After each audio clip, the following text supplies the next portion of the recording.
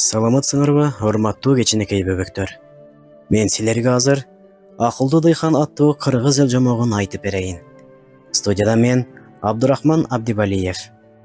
Бар экен жок экен, байыркы өткөн замандарда бир хан эсирип отуруп, өзүнүн жигиттерине "Мага акмак таап бергиле" деп буйрук кылды. Эки жигит жолго чыгып, акмакты издеп кетишти. Эми кимди алып барабыз? Жөн эле кишини кармап барсаң, хан жазага тартат, деди биринчиси. Экинчиси: "Эмне? Сен акмаксыңбы? Кимди деген да сөз болобу? Жолуккан эле кишини эркине койбой жетелеп барабыз. Хан чакырып жатат десек, барбаска айласы канча?" деди. Экөө ушинтип келе жатып, карагай сүйлөткөн бир кишиге жолукту. "Карагайыңды таштагын, азыр ханга жүргөн, сени чакырып жатат", дешти жигиттер. "Ой, токтогула. Карагайды үйүмө жеткирип коеюн да, анан барайын. Эмне үчүн чакырды?" Жигиттерден бири: "Эмне үчүн чакырды дейт тура? Сенин жумушуң эмне? Жүр дегенде жүрбөйсүңбү? Хан акмакты таап кел деди. Жүргүн", деп шаштырды. "Жок, жигиттер. Карагайды атайы тоодон минет кылып алып келе жатып, орто жолго таштай албайм", деп ал киши бастырып кетип калды.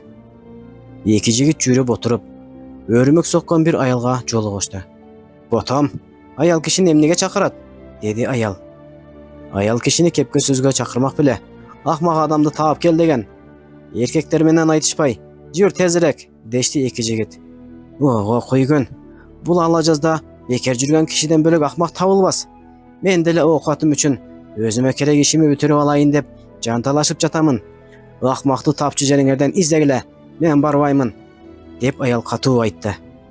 Эки жигит дагы жөнөп, өздөрүнчө: "Эгер сырыбызды ачык айтсак болбойт экен, андан көрө кезиккен эле кишини зордоп алып кетели", деген акылга келишти.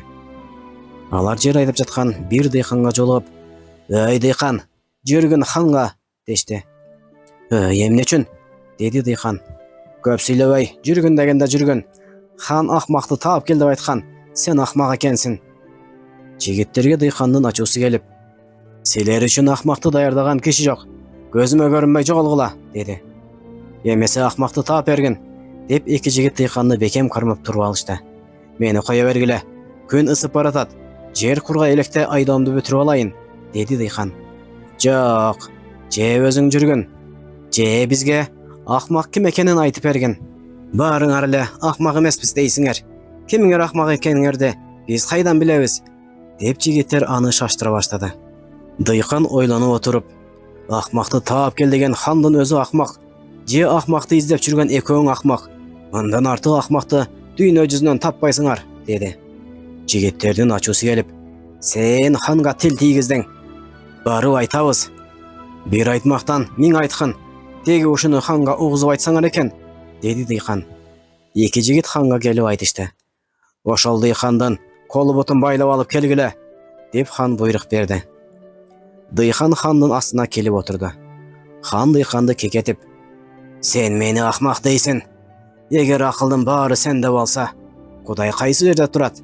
Ошону айтчы", деди. "Ханым, ушул кебетем менен ханга акыл айткандай болуп, Кудайдын кайсы жерде турганын айтсам, мени кусур урбайбы?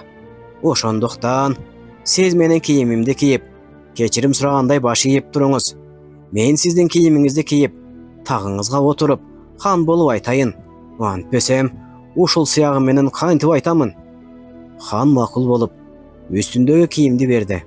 Өзү дыйкандын кийимин кийип, айыптуу кишиче башын ийип туруп калды. Дыйкан хандын кийимин кийип, тагына олтуруп, жигиттерди чакырды. "Эй, ушул убакка чейин акмакты бекер таппай жүрүпсүңөр. Мындан артык акмак барбы? Сыртка алып барып, акмактын башын кескиле", деди. Көпкөн жигиттер бөлөк сөздү уксунбу?